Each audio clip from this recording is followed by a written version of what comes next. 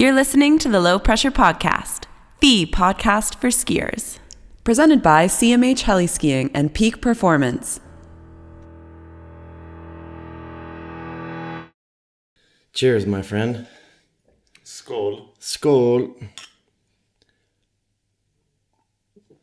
Henrik Windstedt. As I said before, we met many years ago, and super briefly in the rendezvous on Blackcomb.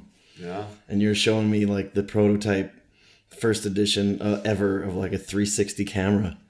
And you had your phone out and you said, watch this. And you just went like that. Oh, yeah. You showed me and you went, watch this. And you went like this. And it blew my mind. It did, yeah, mine too. And you can zoom out, up, and everything turn into a globe. And yeah, it's really mind-blowing. That must have been, what, 2015, 2016? Yeah, I would say 15. You're up with the Solomon team at that point in time. Yeah, back in the day. Right. So you've, that's what, 5-6 years ago, lots has happened. You've got a big career. Lots has happened in your career. Maybe we got to talk about that a little bit. It's been long, yeah. It's been a long time. Are you tired? Not just because of this weekend at the Freeride World Tour, but like in life? No, I'm pretty pumped actually. I'm motivated. I'm 38, but I had some issues with my back. My body has been aching in the past, but now I'm strong. Oh yeah? I'm fit, I'm healthy. What have you been doing? Did you have was it anything specific, or were you just not paying attention to certain things? Yeah, more the latest there. It was the injury I had was a bulging disc that erupted. Yeah. Twice. So one in 06 that took a year and a half to get for me to get back, and that also started my freeride career because I was over the park stuff. But we can come back to that. But the second time it was also this same thing. But I know now that was more stress related. The back part was? Yeah. Really? How come? Well, that's I just know that like if you're stressed, it could get physical. It manifests if exactly. You're mentally stressed, and it's not just stress that you're not gonna catch a flight. It's stress in life, like what am I gonna do? Like big questions.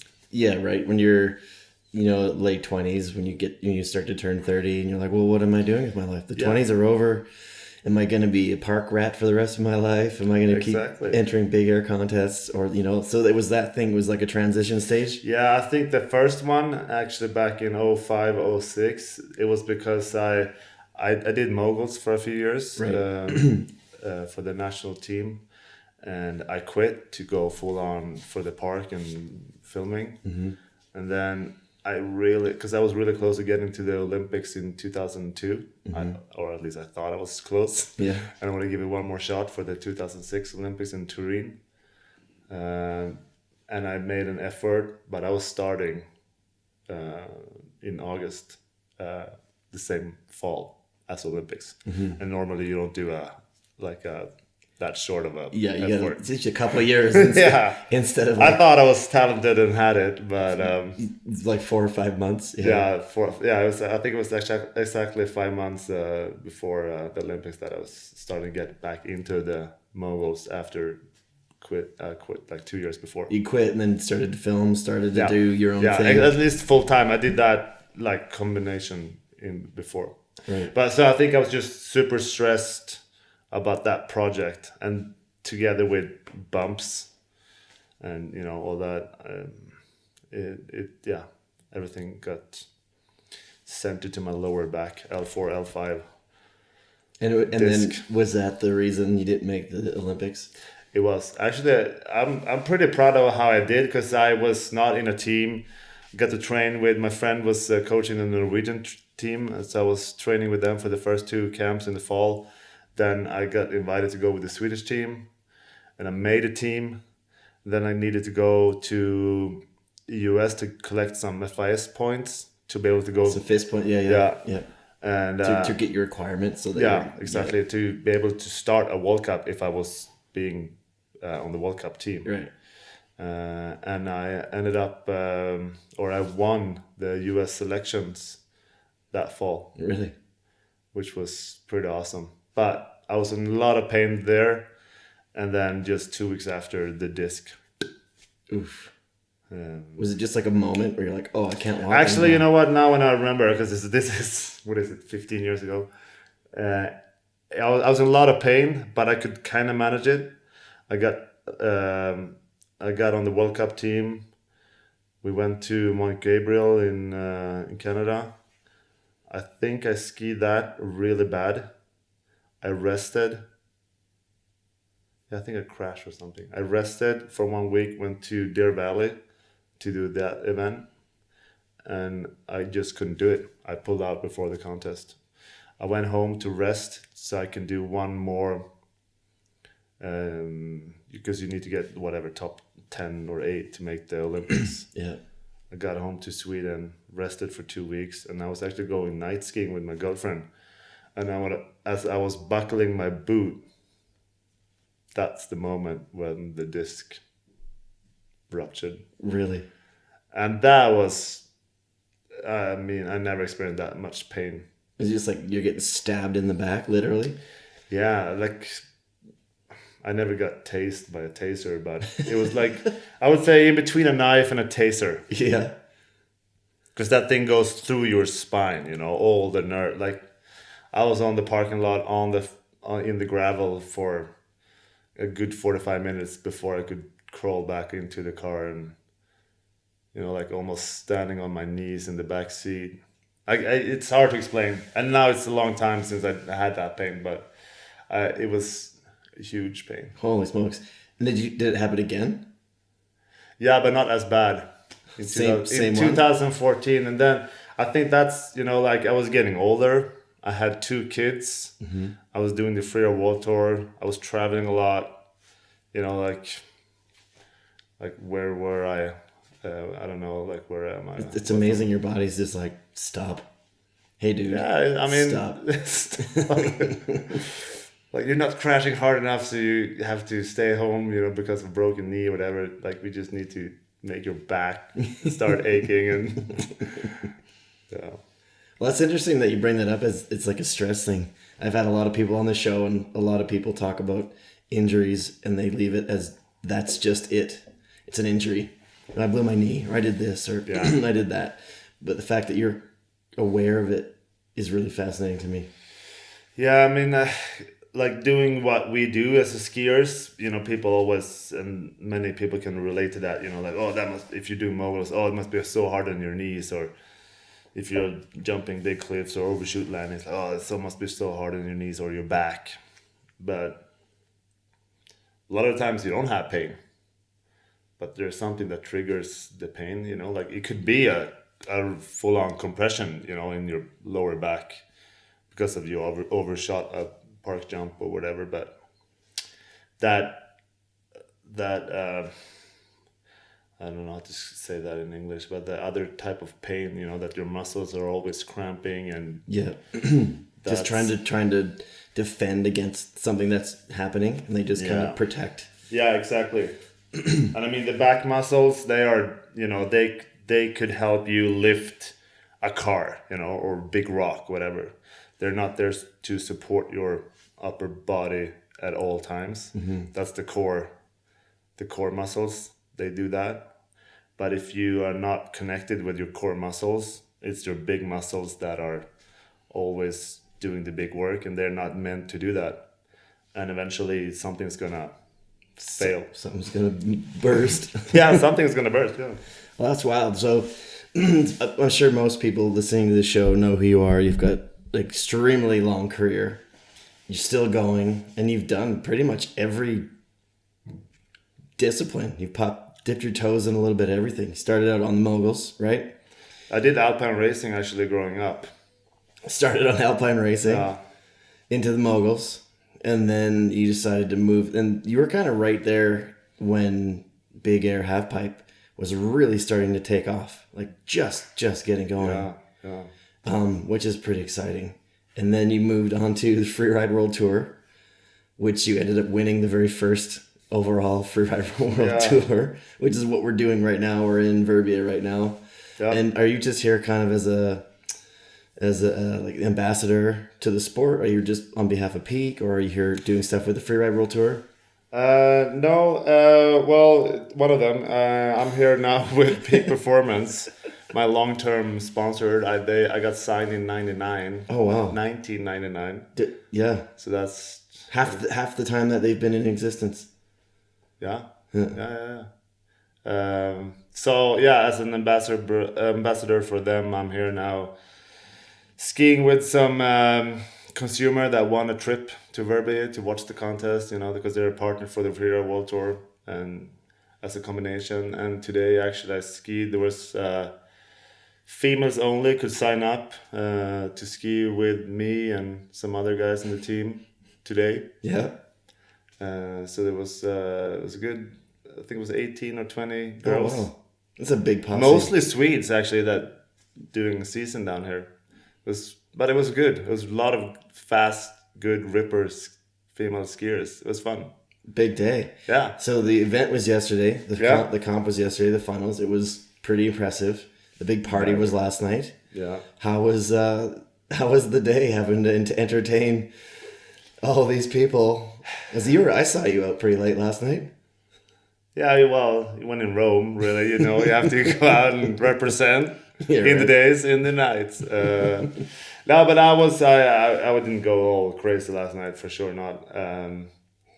But still, it's 3 days here. You meet a lot of friends and guys from the industry and talking, interacting. So I'm pretty exhausted. Mm-hmm.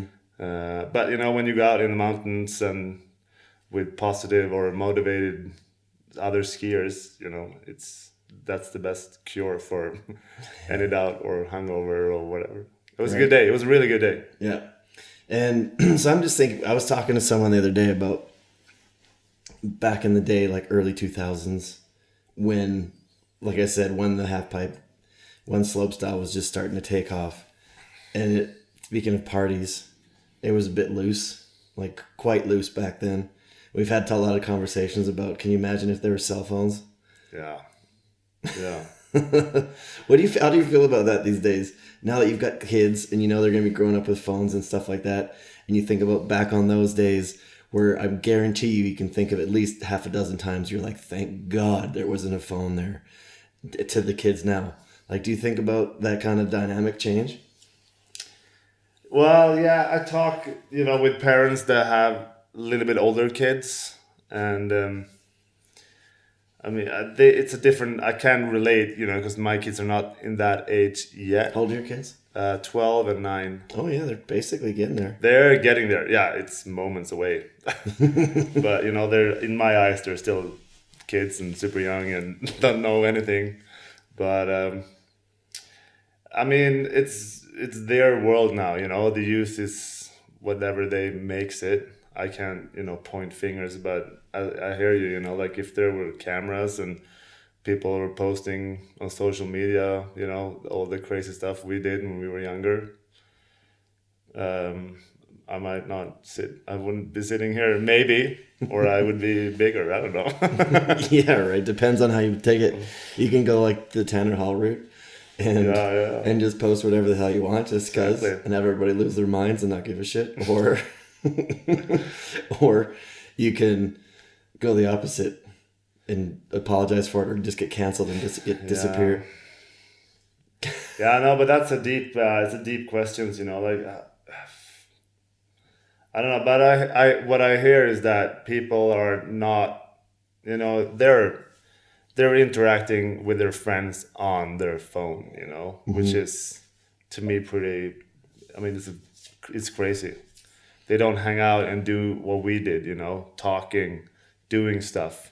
Yeah. As much when they get a little bit older. So they're getting kicked out of the house, like go outside and do something, and you have to find something to do. Right? Yeah, and so I hear that they start partying later, not as crazy, and that's gotta be a good thing as a parent for you to be like, I'm down with that actually. Yeah, and they're a little bit into, or they are into skiing as well. And they're the mogul skiers right now, but they ski all over the mountain. We're back home. And now watching, the Freeride World Tour here yesterday, and imagining if they would be here, in 6 years. 6 years 6, from now. Years. Or doing similar, whatever, and all the steps they have to do to make it even here. Right. Ooh, I'm pretty nervous, I kind of want to have them on their phones in their rooms, hanging out with their friends. Studying the lines of the face check. Oh my God. Yeah. So you had kids quite early comparatively to a lot of professional skiers, right? Like you look at a lot of guys right now. I was a little bit early, yeah. Yeah, like almost a decade earlier. Like you look at Cody just had a kid. Yeah. Heimer's kids are 4 or 5 years old. McIntosh just had his second, but they're still under 5. Yeah. It seems to be the kind of late 30s, that sort of thing. But you had your kids kind of right in the middle of your career. Like you were still a professional skier. Oh yeah, 100%. No, I was 20. I just turned 26. That's super early. Crazy early. And was that did that concern you? Like were you at a point at that stage when, so to clarify, I always talk to people like, hey, what is your next step? Like, what are you going to do after skiing? Yeah. But when you're 26-year-old and you have these kids, are you like, oh my God, am I going to be able to keep doing this? Or do I have to pick up a hammer? I do the combination, yeah. Well, I was fortunate that my girlfriend could stay at home and raise my kids while I was traveling a lot. And the Swedish system is really good in that sense, You what do you call that? Maternity leave? Yeah. Mm-hmm. It's like a year or something. It's like 18 months or something, isn't it? Yeah. I think in Canada it's 18 months too. Oh, it is? Oh, yeah. So Canada, yeah. And you can actually switch out all the dad could take all the time, the mom can take all the time. You cannot do that in Sweden. No? No, because you want to have the equality. Oh, because you can do, dad can take all the time, mom can take all the time, or you can split them evenly, and you can do them consecutively or at the same time, I think, here in Canada. People in the States right now are listening and they're like, what the? Because apparently, because you got to give your infant to somebody while you got to go back to work like weeks later, apparently, from what I hear. I could be wrong, but Americans, if you're listening, send me a message, let me know if that's right or not. And I know, or it was at least a couple of years ago, in Switzerland, the men, they get 1 day. And that's the day that it takes 1 day for them to go to the whatever authority to sign the papers that they are the dad. So it's 1 day, and I think the girls get 12 weeks. In Switzerland? That's it? That's it. That doesn't, like, I always just made sense to me that it was a year. Like, you want to spend a year with your kid? I could be wrong, but I know it's a 1 day for the guys. They get it. It's like when you get the day off to go vote. But they get lower taxes too if the women are staying home. Mm-hmm. They get a lower tax. Like tax breaks and stuff like that. Yeah, it's a little bit medieval system. It's not progressive. Right. So I was obviously quite young. That was my. I did 2 years on the world tour, when I got my first kid, and obviously I always been concerned about my own risk and skiing safely in the best way possible. So that was not really the big issue. The big issue for me was that I traveled so much when when Louis was that young, and you missed. The financially part of skiing is not. We can't, like the golfers or tennis player, bring the family, stay in nice hotels. You have the course. Like when we're out filming in between the contests, we have to go for the snow, and it could be you start in Chamonix, but you end up in Saint Anton the next day because the snow was whatever. And to have a girlfriend and a kid doing that with you for the winter, it's just impossible. Right. So they were not traveling with me. So I think that's like as I said before, that stressfulness, not being able to help out with the kids as much, and at the same time not being 100% focused on my sport. It was a little bit, it was intense, a couple of years. I bet. It was tough. Was that like one of the reasons that you stopped competing on the tour? No, that was because of the injury, actually. Oh, because of the stress that you were feeling. Yeah, I think so. I mean, yeah. Now I have like more tools because I'm more mature and older. So like when I feel that stress coming, could be from, you know, negotiating with the sponsors or planning your next 3-4 years in life, whatever. Building a house. I know that, you know, when I'm getting too stressful, it's like, okay, take a few steps back, see what you have. You know, I have a roof over my head and food in the fridge. Yeah. Well, that's international friends. Yeah, exactly, right? So let's talk about some of your skiing stuff. So you, like you said, extensive, like 20-year career. You've done a little bit of everything, right? Yeah. Competed at a high level and were super successful. Big air, pipe. You won the Freeride World Tour, and then went on to what I know you most for is your filming career. Yeah. So when you decided to step back, was that something you were just going to be able to plan a little bit better for? Be like, it's because with the tour, you got to go all season. We got to be here, we got to be here, we got to be here, and try and fill that space. And you're all over the world. Whereas I think maybe with the filming, you know, you can be in one spot for 2 weeks. Yeah. And then you can take 2 weeks and come home. Or is that kind of how it worked out, you think? Both yes and no. You know, like when I came back after those 2 years, that was 13, 14, really. It was, I could still ski fairly good, but not 100% for almost 3 seasons. Because of the back. You know, I could never really go full throttle. And during those 3 years, I would say the industry's, you know, a lot of stuff happened. You know, Instagram started, and I mean, it's a lot of things that happen.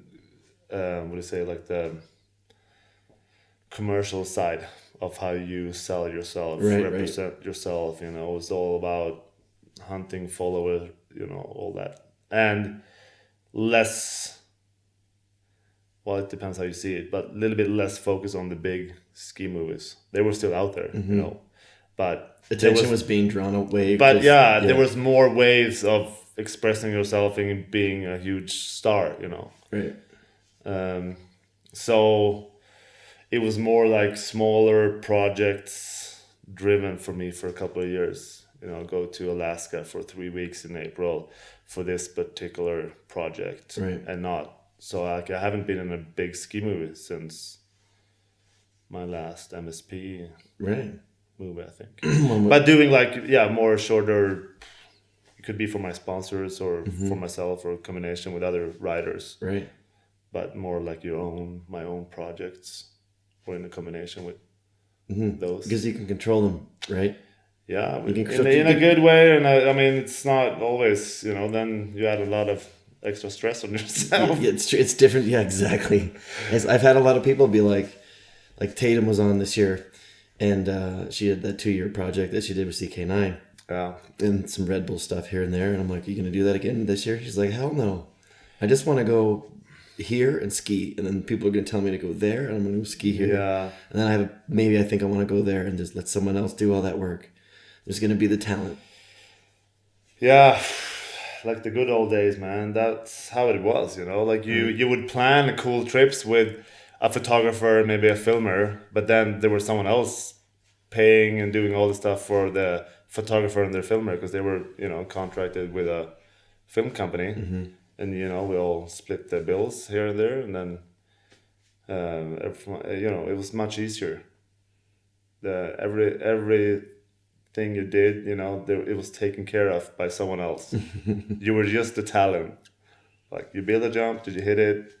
And then maybe you get a cover. Maybe when you send in all the rolls of film to get developed in a few months, you could see it and see if it's the rolls of film.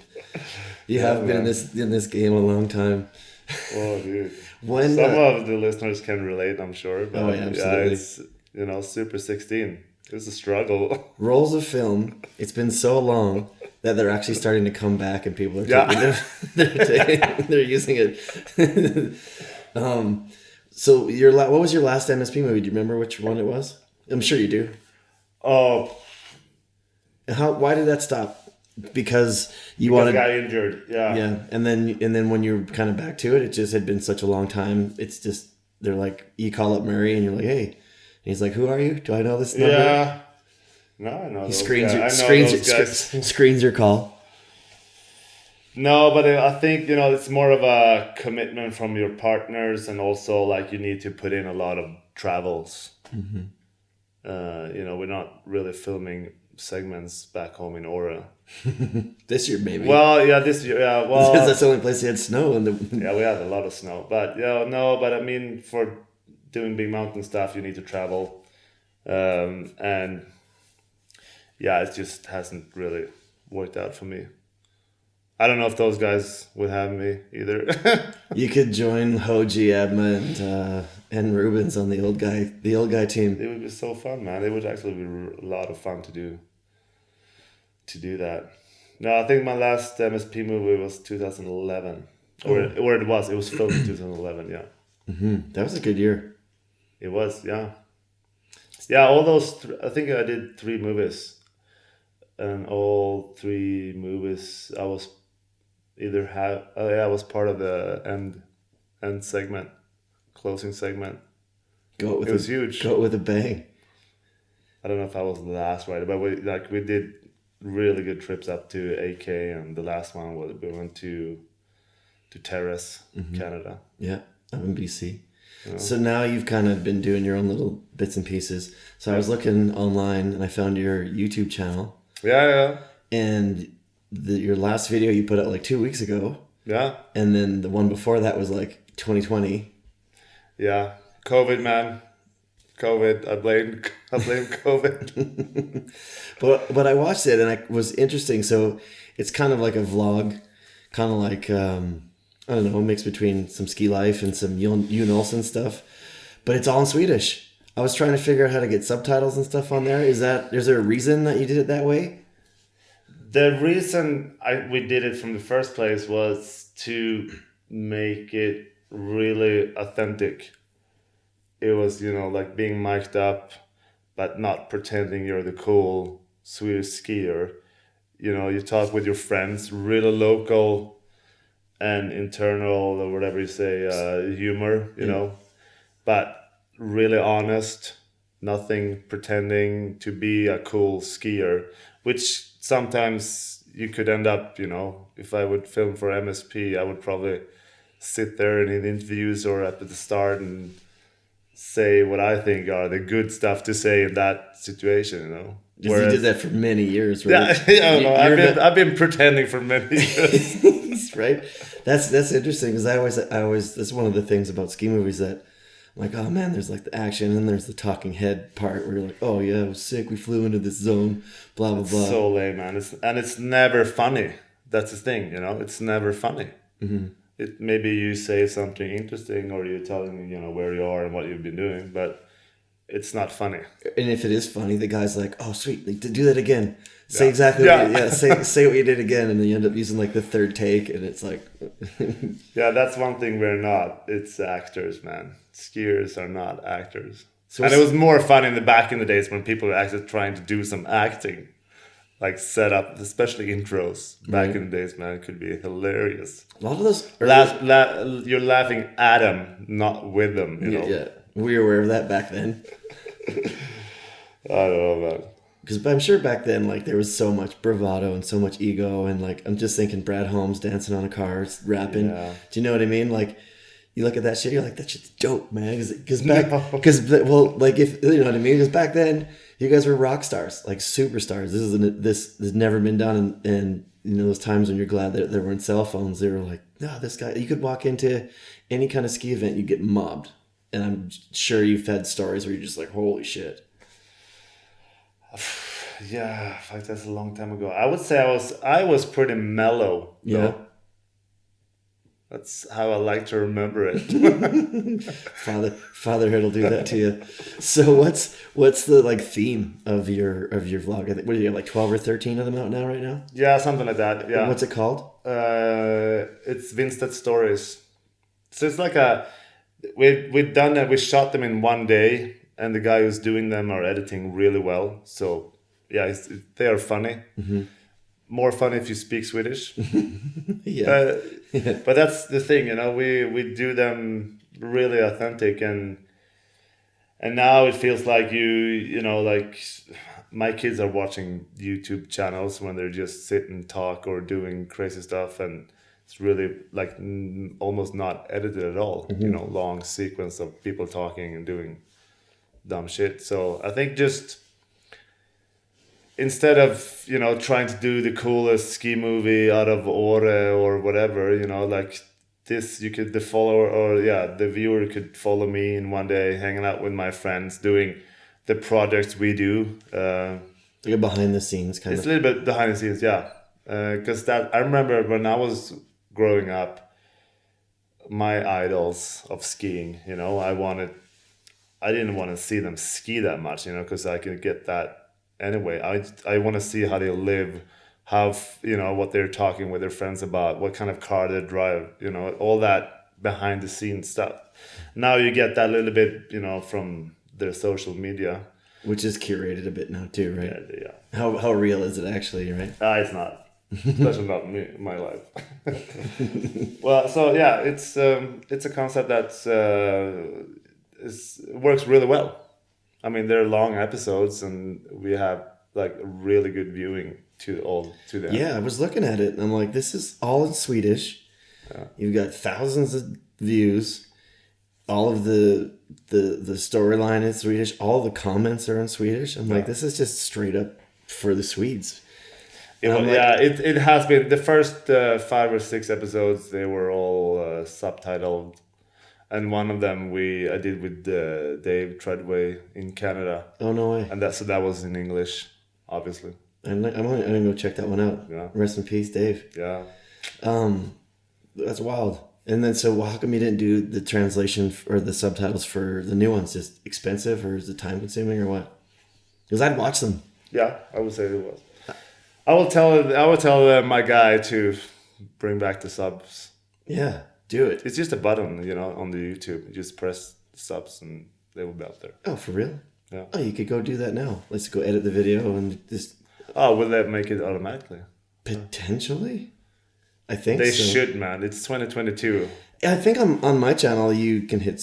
But I don't know if it'll put it up in Swedish or it'll put it up in English. You probably have, yeah. Oh, yeah, maybe English, yeah. There's gotta be a way around it. So you basically took like a year off, 2 years off of this. Yeah, well, I did them in the fall of 2020. I was installing a snowmaking system in my little backyard.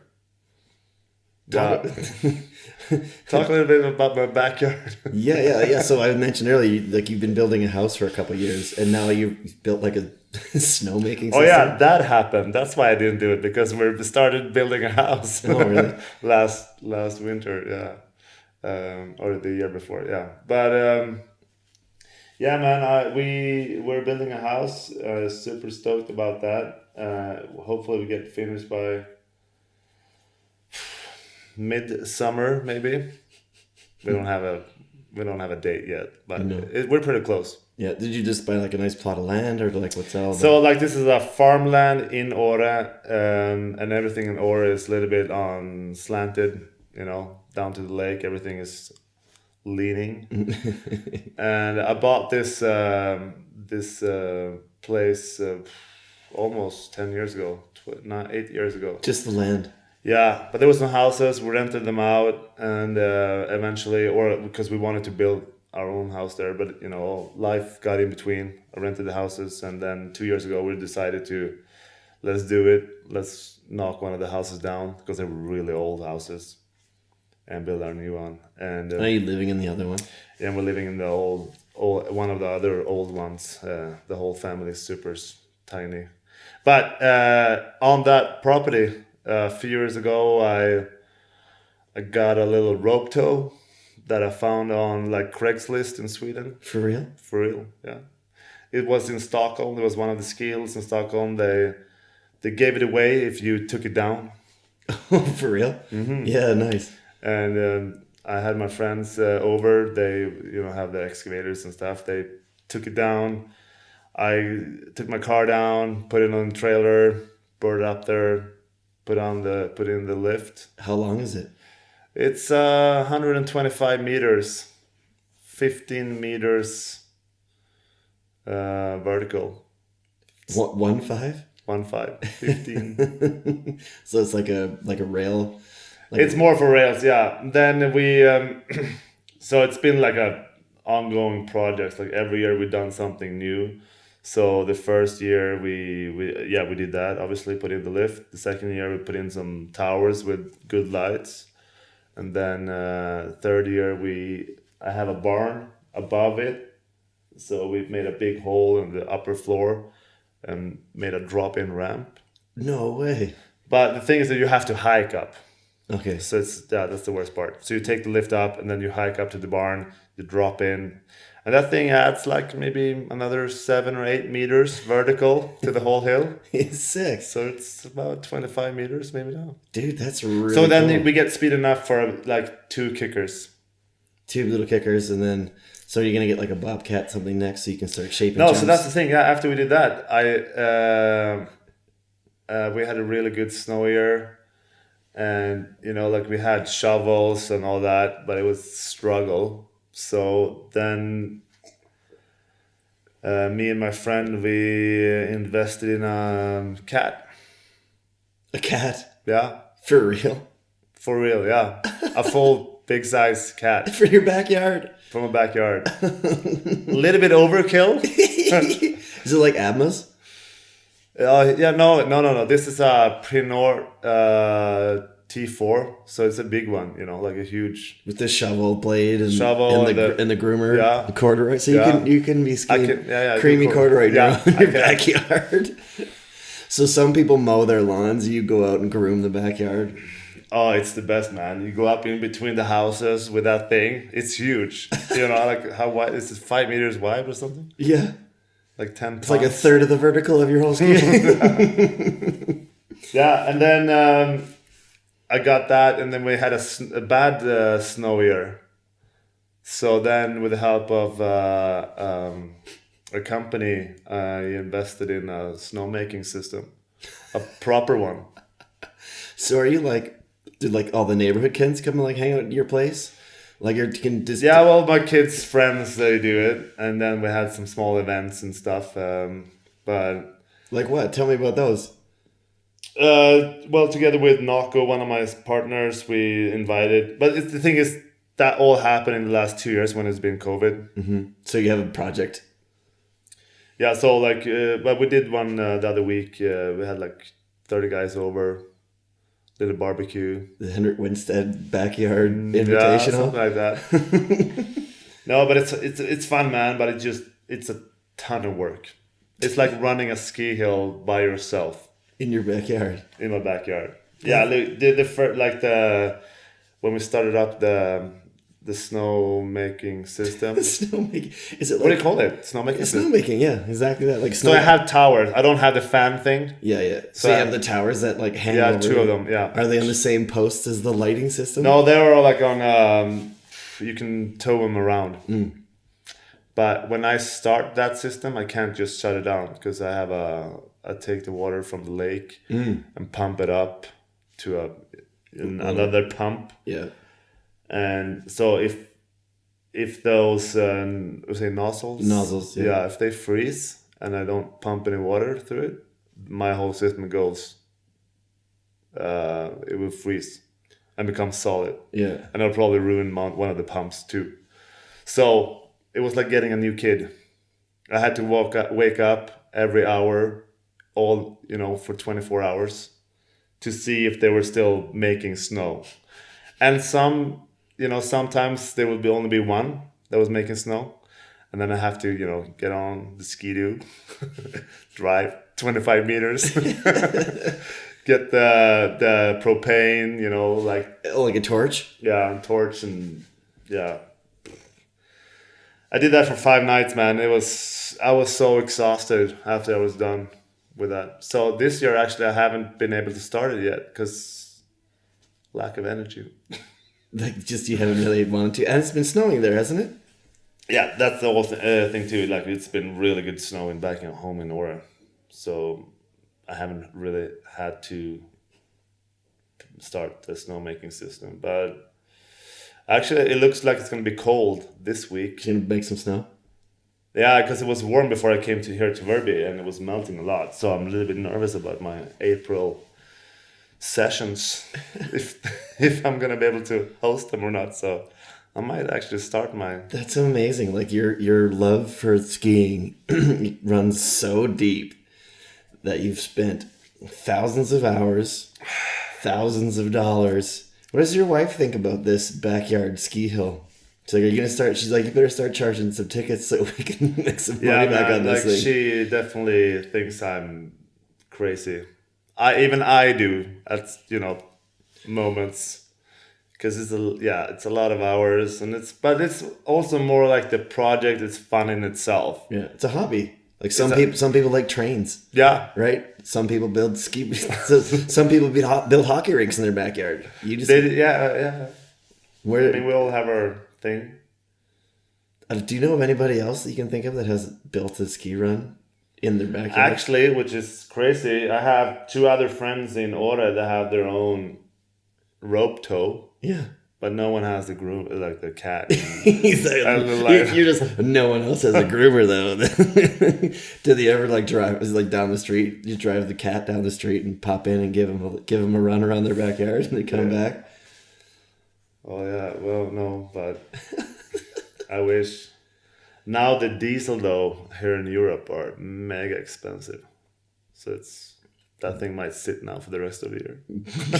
Bring out the shovels again. Right. What do the kids think about this? Are they as enthused about it as you? Yeah, and the problem is they're a little bit too young to help out, Here's a shovel, let's go. Too weak, but they're obviously super stoked when everything is running. Well, that's what I meant. I wasn't asking if they were stoked on like helping you build that shit. That's all about you. Or are they stoked that they have a ski hill in their backyard? Yeah, but they're like, they think I do it for them. Mm-hmm. And I'm really like, it's not for my kids. It's not that I want my kids to have like a really good, backyard for them to play in. You're like, it's for me. It is for me. And then maybe it gives me more motivation that I have kids to do it with. But I would do this even if I didn't have kids. That's an honest thing. That's so awesome. You would do it. Is it something? Who doesn't want to have a cat and snow to push and rails to set up and a lift? I wonder if you 2 meters from your house. I wonder if you could get like an intern to come and be like an intern park shaper. Oh, I need that, man. I need that bad. 100%. Because that's the problem too. Like if I had friends over and we make the park really good, with some rails and stuff, and then it starts snowing the next day. Right. There's no one's gonna be there and reshape the things for me. Right. I have to go out there, and because all the parks in the world, they have dozen shapers that go out in the morning and in the afternoon and make their park perfect. Maybe you got to go to like the high school or like to the local hill and be like, hey, I've got this park. If you want to work on it, put in this many hours, maintain it, you can come and ride it. Actually, it's no problem to get that kind of help. I just need to. You just don't want a bunch of randoms in your backyard. It's just now when we. Or you're just selfish. This is just for me. The shaping is also just for me. Yeah. This is so fun. This is fun to me. Did you ever consider going into like ski area management or anything like that? No, but I could now. Yeah, absolutely. I know the deal. No, I haven't really. No, I'm a skier still. I plan to be that for a few more years before I grow up and become manager for something. I was listening to some interview with LeBron James the other day. Yeah. And he's like, his kids are amazing ball players. They're going to make the NBA. Yeah. And he's like, my last year in the NBA, I'm going to be on my kids' team. That's what he said. It's like, I don't care wherever they get drafted, I'm going to that team to play for a year so I can play on the same team as my kid. Right? You could potentially get to that point where you can start doing these movies, like your movies that you're doing now, but with your kids. I think that'd be a cool kind of project. Yeah, man, and I'm super fortunate that I have kids that are stoked on skiing. And I'm not in any way pushing them. I'm more holding them back, actually, not letting them doing flips and stuff on sketchy jumps that they think they can do a flip off. But that would be, I mean, because I have also, if you talk about freeride, like anything in terms of skiing on the level I've done, there's a risk, in the park skiing or freeride. So I want to spend a lot, as much time as I can to help my kids get a really good platform on all the risk thinking and management and that. So I really hope that I'm good enough for my kids that they want to bring me along, when they transition into... Right? They're not just, oh, Dad. Yeah. Yeah, right? Because well, the oldest kid is getting there, like I'm the embarrassing dad now in some situations. And do they know, like, do they grasp what you've done, like what your accomplishments are? They ask me to do competitions again, like, well, didn't you say that you were better than that guy before? Like, yeah, maybe I did say, well, can't you be in the competitions again, please? Like, no, man. That's interesting. So I have another podcast that I produced called the Brett Tippie podcast. He's like one of the pioneers of freeride mountain biking. And he's got a 12-year-old, 13-year-old now. And she's riding her bike a lot more and like smoking the boys in her class and that sort of thing. And he told me they went riding the other day and they always ski together. And he's like, hey, do you want to go for a lap? Because she was skiing with her friends and they ran into each other. He's like, hey, you want to go join me for a lap or do you want to ski with your friends? She's like, Dad, I just think I want to ski with my friends. Yeah. And he sat and he watched her ski away. And he was like, I thought that was really cool. But also, I didn't know if I liked that at all. Like, broke his heart. Are you ready for that? Yeah, I just saw your reaction when I said that. You're like, it's happening already, man. It definitely does. They don't want me to, give them a ride all the way to the school or walk with them, in the city holding hands or be like, there she is. That's her dad. He's the weirdo with the ski hill in his backyard. So, but in a way that pushes me, to still go pretty hard in the park, even though I shouldn't, Really? You want to show Well, off? I want to be better than my kids, so they think I'm better, like... I thought you just wanted to show off, to show them that you're important, Dad, but you just want to be better than them. Yeah, better, yeah. Do you think it's like a little competition, like how long can I keep them, Yeah. Probably not for too much longer. No, So is that competition with like that attitude, is that carried over from back in your competition days? Because that was a huge part of your career, is like different disciplines. And did you maybe you still have it in you and you need to find those outlets? Oh yeah, definitely, man. Like I'm a really competitive person. If it's like, playing cards or skiing or whatever, like I like to push myself. Mm-hmm. And are you competitive with you more than you're with others? Oof. I don't like, the thing was, when I started the park stuff and, moguls and all that, I was always the youngest by far.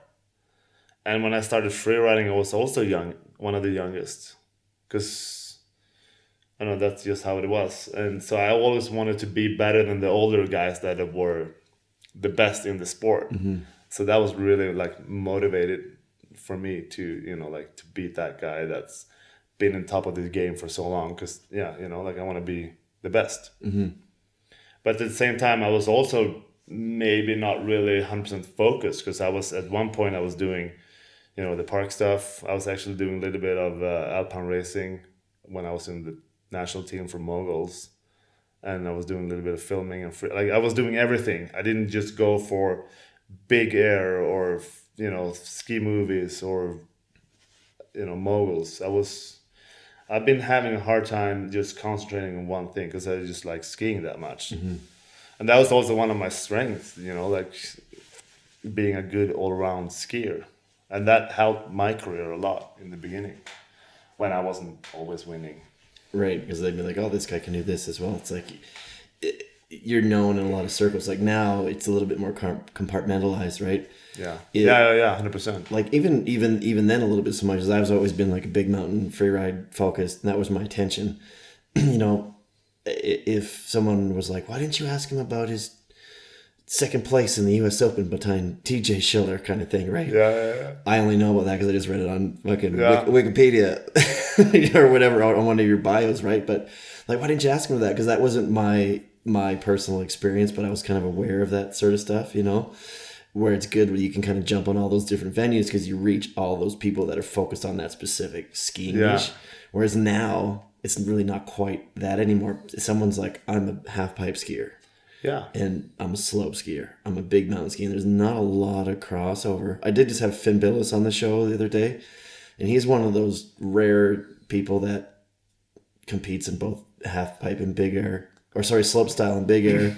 Yeah. But then just came in 6th at his first event at Fieberbrunn. That was awesome. That was really cool. Hucking that, we were talking about this the other night, that tight cork 7. Yeah, the best 7 that ever been thrown in a freeride contest, more or less, you know. Yeah, right. Maybe not the biggest, I don't know, like it's a lot of years, but the tightest. Definitely the tightest, the most good looking. Yeah, right. It's like I said, that guy does that shit for a living. Like you can tell difference. Yeah, you could. Right? You've got it dialed. You could do it in his sleep.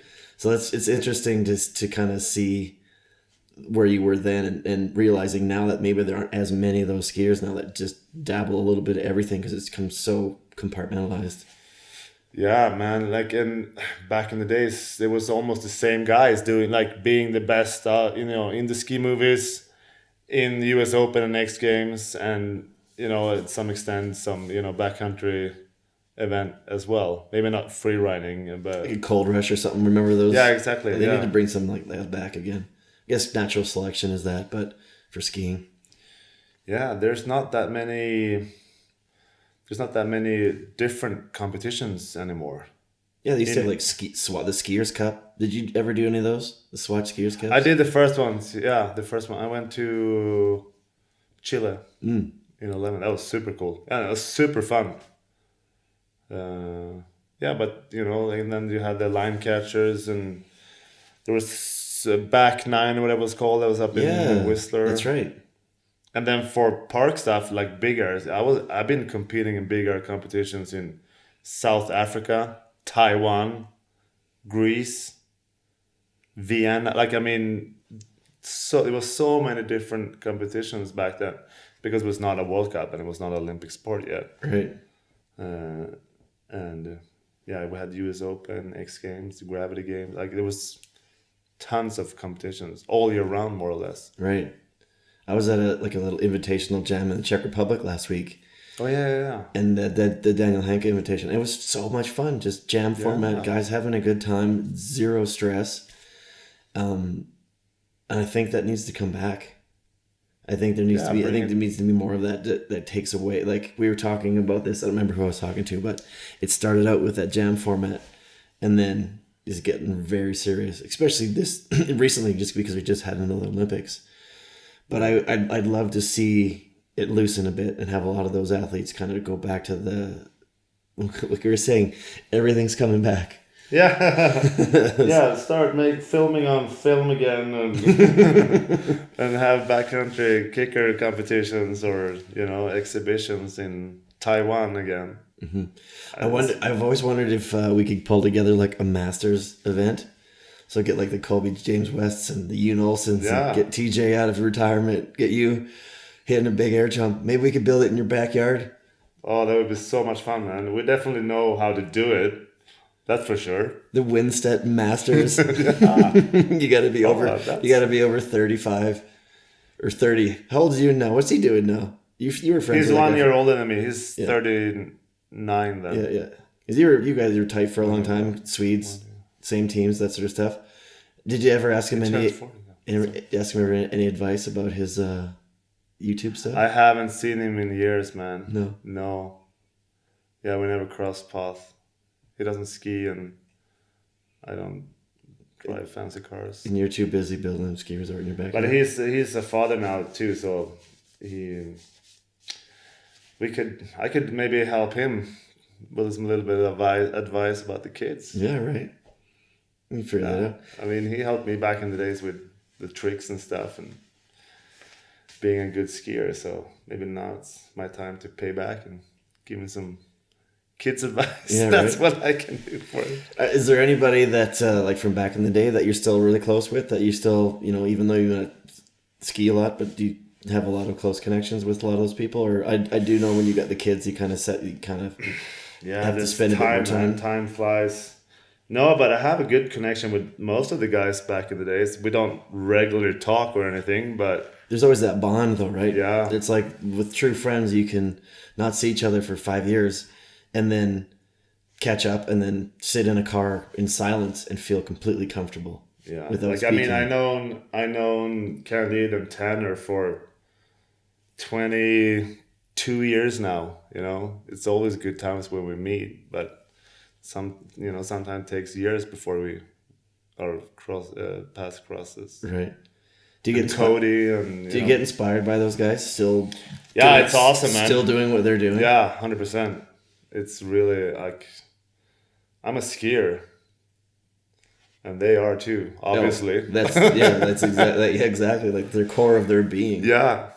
No, but it's really motivated for me to see that still the kids in our age that's around 40 now, Sage and Abba and Tanner, Candide, everyone is still out there and fucking pushing it. Right. And enjoying it, Mm-hmm. And yeah, it's good to see. Right. It's fun to see, man. I dig it. And they still got it, Yeah, they still got it. Right. Like all of them. all of them. Like I'm curious to see what Tanner does this year after his Achilles injury. Yeah, unfortunately, he's been had a lot of bad injuries, man. Feel sorry for him, but he's always coming back strong, doing crazy stuff. It's impressive, man. It's really impressive. It's sad, man. Henrik Windstedt Masters. Located. Drop in, get some sick photos. I don't have enough Drop it in from the barn. birds for that type of event. You know what you should do is get them out there and then give everybody a shovel. Yeah. Just hold it like mid-season. Get everybody to come build all these sick fucking features in your backyard and then be like hang out for like a week or two and let them do their thing and then bail and you've got this sick park set up for yourself for the rest of the winter. The T-Hall Signature Park, my backyard in Mora. Everybody can have like their own specific feature or like Candide will have like a kicker somewhere that can jump over 2 houses. And yeah, right. yeah. I think you should do it. The Low Pressure Podcast will sponsor it as like a media partner. Yeah. So what this season's done, is there any projects and stuff that you put together other than the video series? I know a couple years ago you did that follow cam video, which was pretty cool. Yeah. No, but one thing that's in the loop right now is that I'm planning to do that Marcus Eder run. No, not really. But to have a home run in Åre, from the top of Åre. Oh yeah, like his movie, the home run movie. Yeah, but not in, I don't ski like him, obviously, but Not many people do. No, okay, so that's good. I don't feel alone. No, but to have a project that could span over maybe a year or two, that you try to get this creative line all the way from the summit of Åre And highlight your home. and then down to my house, because you could ski all the way down to my place, Straight to the barn.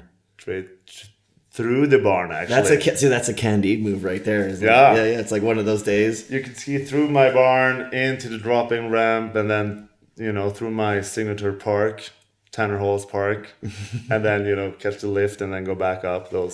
Ski right into the kitchen and sit down and You drink could coffee. also that, man. Bowl of cereal.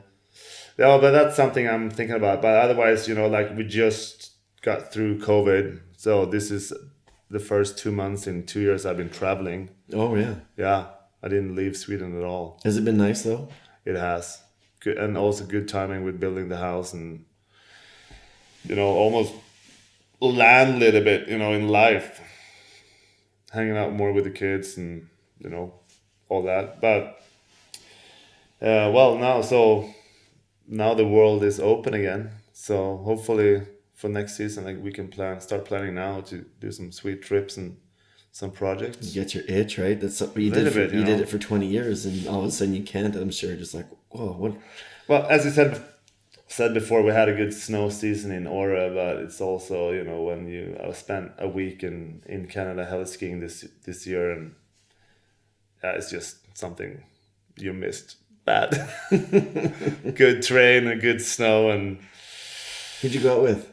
I went there with at Stellar Heli. Actually with a private group with friends. Oh, nice. The owners and their friends. Ski with the pro kind of thing? I've been skiing there with them for since the beginning.